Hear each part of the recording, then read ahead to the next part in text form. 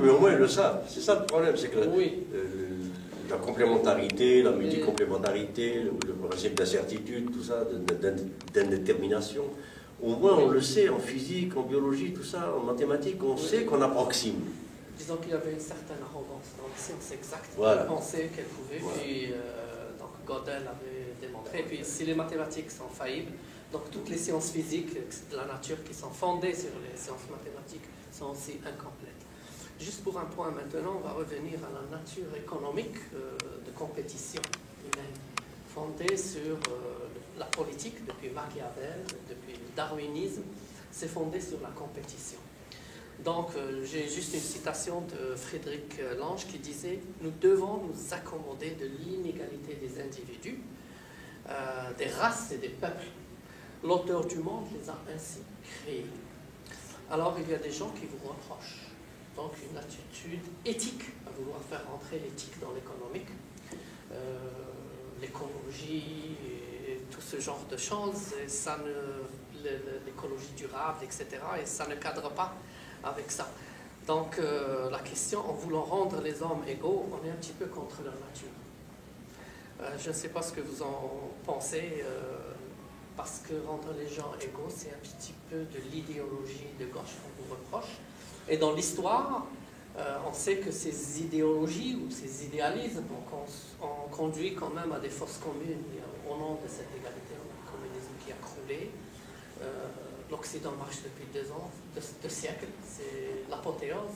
Alors, comment vous allez vous situer par rapport à l'académisme, à ce qui est accepté un petit peu dans ce monde, surtout vous êtes en Amérique du Nord, où le libéralisme, disons, comment vous situez ça? Est-ce que l'éthique a encore une place dans l'économie? L'éthique était au centre de l'économie à son essence. Adam Smith était un moraliste. Adam Smith était un professeur de philosophie, de morale, jusqu'à Karl Marx. Donc Adam Smith, David Ricardo, John Stuart Mill, Thomas Malthus, Karl Marx, les 5 classiques. L'éthique était au cœur de leur analyse économique. Dans quel sens? Dans le sens de qui fait de l'argent, comment, au détriment de qui, de quoi. Ça, c'est une question éthique. Et comment la situer dans ce qui existe? L'économie ici, ça travaille pour le profit, point barre.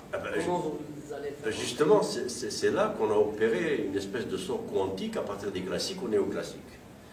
Alors, les classiques placés au cœur de la pauvreté, par exemple. Les classiques mettaient la pauvreté comme un des problèmes que l'économie doit étudier. Pourquoi y a-t-il pauvreté?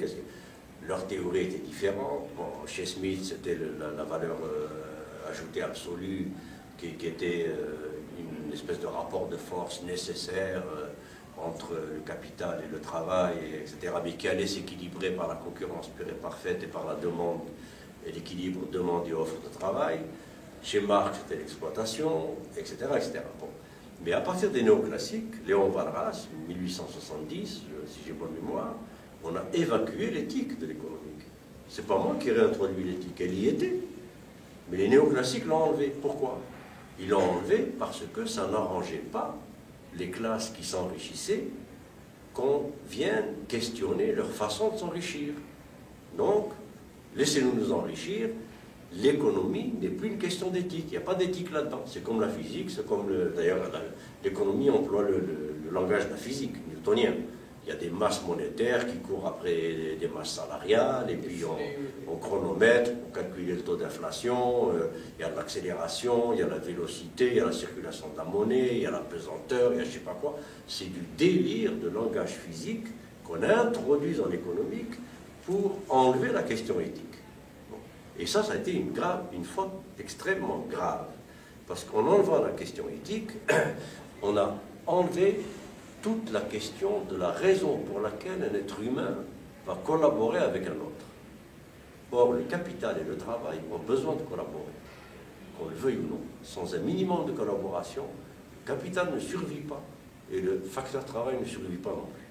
Donc, il faut qu'ils aillent vers un taux de profit qui soit tel que autant le capital vive que le travail, que la nature.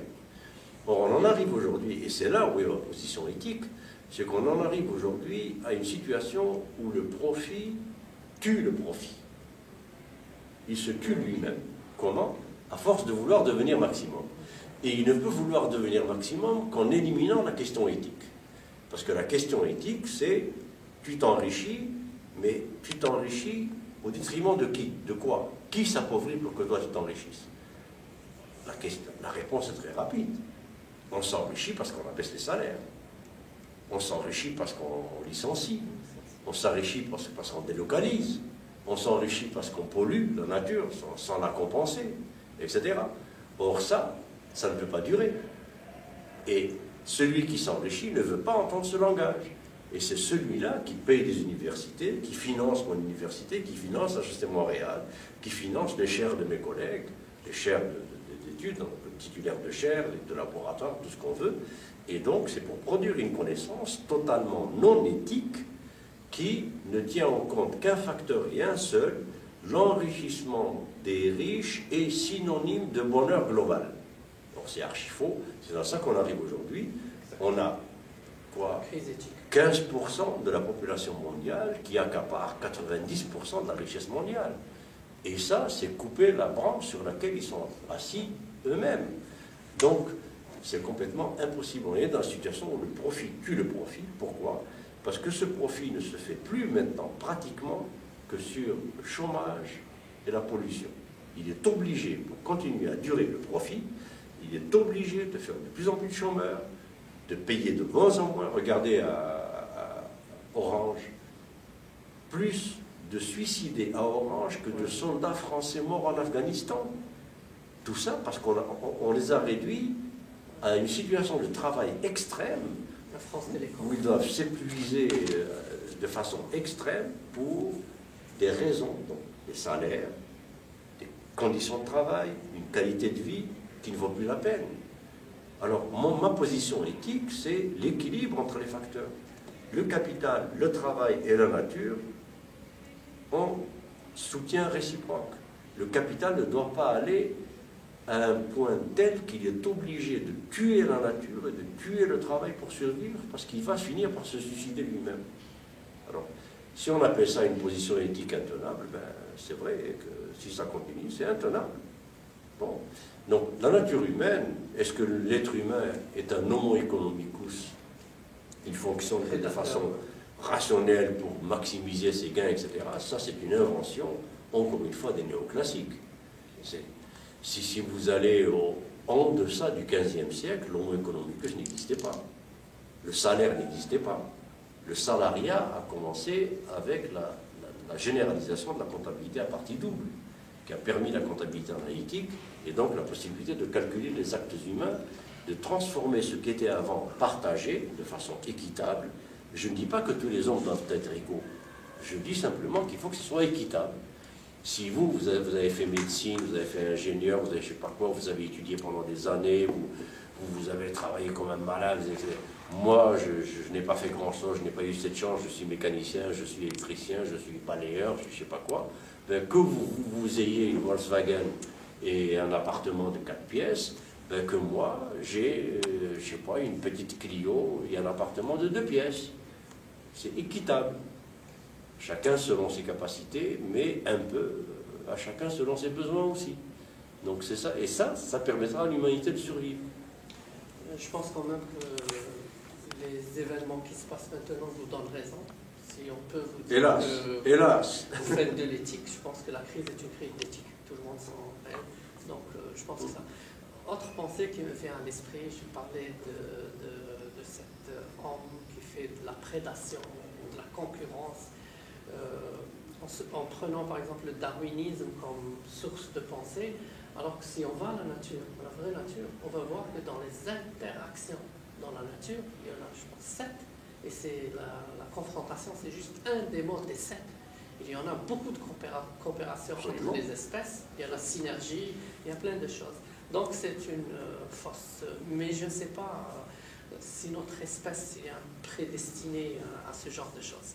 Anyway, ma dernière question, on va finir avec ça. Elle concerne tout votre parcours, donc universitaire de recherche et développement, tous ces 30 dernières années. On aimerait savoir donc un petit peu si vous avez un paradigme économique, une alternative, une pensée là, vous voudrez en finir avec et l'étaler un petit peu pour que les gens puissent savoir votre pensée. Écoutez, ce serait présomptueux de ma part de présenter un paradigme économique personnel, mais disons que j'ai quelques petites idées à partir de ce sur quoi j'ai travaillé jusqu'à maintenant. L'une de ces idées, c'est que le capital et le travail ont besoin d'un minimum de collaboration. Dans la nature, vous l'avez souligné,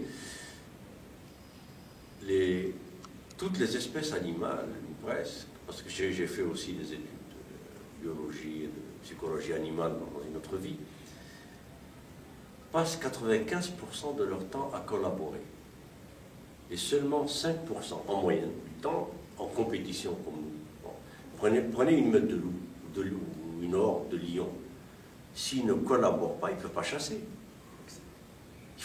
S'ils sont en compétition l'un contre l'autre, ils ne vont jamais attraper une gazelle, ils ne vont jamais attraper un zèbre, il faut qu'ils collaborent, qu'ils coopèrent. Une fois qu'ils ont attrapé le zèbre, alors il y a une certaine hiérarchie qui s'établit. Là, c'est le chef de meute de horde qui mange le premier. Pourquoi? Parce que c'est le plus apte à guider le groupe pour sa survie. Ensuite, c'est la femelle dominante, ensuite, etc. Mais quand le chef loup, le chef lion a fini de manger, qu'est-ce qu'il fait? Il se retire et il laisse les autres manger. Mais nous, êtres humains, non. Apparemment, Rockefeller n'a pas fini de manger. Il faut qu'il s'arrête un jour quand même. Non? Oui. Alors c'est ça le problème, c'est quand nos millionnaires et nos milliardaires vont-ils s'arrêter de bouffer, se mettre de côté et laisser les autres bouffer un peu? C'est là où le monde animal a des leçons à nous donner. La compétition n'est pas inscrite ni dans la nature humaine, ni dans la nature elle-même. Alors, une autre solidarité. Oui, bien entendu, solidarité nécessaire. Parce que sans l'autre, je ne peux pas survivre. L'être humain n'est pas Robinson Crusoe. Robinson Crusoe, c'était une invention de Hayy Ben Iqdan dans le temps, Ibn Tufayl. Oui. Et puis après, Oui. Daniel Defoe qui a copié. Okay. Mais ce n'est qu'une... Oui. Je pense que la différence entre les deux concepts, c'est quand même une différence entre l'Orient et l'Occident. Dans Hayy Ibn Tufayl, c'est cette gazelle qui meurt, il se demande pourquoi. Donc il va dans ces... C'est mystique. C'est cheminement mystique. Il va voir comment il va peupler sa journée, comment il va remplir sa table, les choses. On sait un petit peu les deux. Et est-ce qu'il va découvrir Dieu tout seul, etc. Oui. Alors que chez Daniel Defoe, c'est devenu plus pragmatique. Comment exploiter une île où il y a pratiquement rien. Dans ce que vous dites juste maintenant sur la coopération et la confrontation, vous avez parlé d'une meute de loups. Puis vous avez parlé de gazelle de l'autre côté, ou le prédateur 3, la théorie des colombes. Ok, mais j'ai comme l'impression que l'espèce humaine, un petit peu, n'est pas une seule espèce qu'elle est divisée, parce que si on est divisé en nations, en plusieurs espèces, à l'intérieur il y a coopération, si vous prenez la morale, il y a à l'intérieur, tous les droits sont garnis, mais dès qu'on part à l'extérieur, c'est comme on a affaire à une autre espèce, où tout est prêt à tuer. On dirait qu'on n'est pas une même espèce. Donc c'est l'idée d'espèce ici humaine.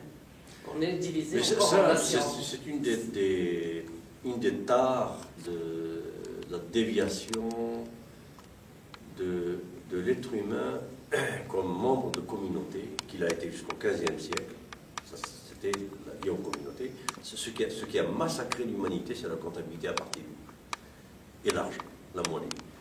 Parce que la monnaie donne l'illusion de quelque chose qui peut s'accumuler à l'infini. Avant la monnaie, qui est apparue au VIe siècle avant Jésus-Christ, aucun être humain n'avait l'illusion de quelque chose qui peut s'accumuler à l'infini. On ne peut pas avoir l'illusion d'accumuler des chaussures à l'infini, il faut être fou. Ou d'accumuler des barils d'huile à l'infini, ou des sacs de blé à l'infini, c'est impossible. Mais quand la monnaie est arrivée, elle a introduit ça, ce qui a conduit à la financiarisation aujourd'hui, puis à ces bulles. Vous savez, la quantité de monnaie et d'équivalents, titres, etc., qui circulent à travers le monde, de liquidité, c'est plus que 10 fois la valeur de la planète. Ça n'a aucun sens. C'est ça, la monnaie et cette illusion qu'elle donne, c'est quelque chose qui a complètement transformé l'humain. Donc, passer de communauté à individu, ça a été la perte de l'humain. Parce que l'individu sans la communauté ne peut pas exister, et la communauté sans l'ensemble de ces individus ne peut pas exister non plus. L'individualisme, la confrontation, la concurrence les uns contre les autres, c'est notre perte collective à terme inéluctable. Donc, si vous voulez, pour terminer mon paradigme, ça serait un peu ce qui se passe, déjà ce qui existe, c'est même pas utopique, c'est ceux qui m'accusent d'utopisme, je regrette, mais qu'ils ouvrent les yeux un peu. La Suède, la Norvège, l'Allemagne, qui sont classés, le Japon, je pourrais ajouter aussi, qui a copié l'Allemagne. Le Japon a totalement copié le modèle allemand. Les Scandinaves ont copié l'Allemagne aussi. Ben, ces systèmes-là sont des systèmes où il y a un véritable État. Ce n'est pas un régime, un comité de gestion au service de la classe la plus riche qu'il a mis au pouvoir. C'est un État. Et cet État, comme Adam Smith, très peu de gens le savent, même ceux qui parlent d'Adam Smith sans arrêt, je me demande s'ils savent qu'Adam Smith a écrit cette phrase terrible: laissez 3 hommes d'affaires faire du business sans surveiller ce qu'ils font, et vous avez 3 brigands. Alors, en Suède, en Norvège, en Allemagne, il y a du business, il y a des businessmen, mais ils ne font pas ce qu'ils veulent comme ils veulent. Il n'y a pas le marché. C'est le marché social, c'est l'économie sociale de marché. La Chine se définit comme socialisme de marché. Et l'entrepreneur, le businessman, est surveillé par l'État. Lequel État n'est pas le vassal du milieu d'affaires, comme c'est aux États-Unis, vous parlez des lobbies. Les lobbies, qu'est-ce que c'est? Les lobbies, c'est de la corruption colossale, institutionnalisée, légalisée. C'est tout. Ce n'est que de la corruption. Alors que le lobbyisme n'existe pas en Allemagne, ça n'existe pas en Suède, ça n'existe pas en Norvège. Donc, l'État qui surveille ce que font les businessmen, il peut s'enrichir autant qu'il veut, parce que l'entreprise, il fraude. L'entreprise sait faire l'argent avec les produits marchandisables, vendables sur des marchés des produits et services marchandisables. L'éducation, c'est pas marchandisable, ça ne se vend pas. L'éducation, c'est gratuit, c'est un privilège, c'est un droit, c'est pas un privilège. En Suède, vous pouvez étudier gratuitement, au Danemark, en Allemagne, faire 15 doctorats si vous voulez, vous ne payez pas un sou, et on vous paye pour étudier gratuitement. Et ils ont les meilleurs ingénieurs du monde, les meilleurs techniciens du monde, et la Chine, la même chose. Donc, ceux qui nous chantent qu'il faut faire payer les étudiants, et s'ils payent plus, ils seront meilleurs, c'est archi faux. Bon, la Suède et la Norvège, etc., sont là pour le... Donc, l'État, c'est ça son rôle. L'entreprise, elle peut s'enrichir autant qu'elle veut, mais son enrichissement s'arrête là où il commence à provoquer du chômage. Tu es businessman dans mon territoire national, tu ne vas pas faire un sou de plus de profit en faisant un chômeur. Interdit. Pas d'enrichissement en faisant des pauvres. Pas d'enrichissement contaminant la nature. Donc un enrichissement raisonnable qui tient compte de la vie, de la dignité des citoyens, de leur éducation, de leur santé, de leur bien-être, ce qui fait que ce seront de bons ouvriers, bien formés, de bons employés, de bons ingénieurs, motivés, etc. Et une nature la plus propre possible pour éviter toutes les maladies, tous les coups futurs, les changements du climat et tout ça. Alors, c'est un peu ça mon paradigme. Mais il existe. Il suffit d'aller en Suède, d'aller en Scandinavie. Merci, monsieur. Merci à vous. Je pense que vous nous emmenez avec votre passion. La discussion peut ne pas finir avec vous. Une passion là ensemble, une passion. On reprendra ça quand vous voudrez. Peut-être. Inch'Allah. Je voudrais vous remercier au nom de la communauté algérienne ici au Québec, au nom des Algériens qui sont ici en Algérie. Et je vous espère tout le bien pour Merci votre beaucoup. fêtière. Merci. Merci à vous. Merci. Allez.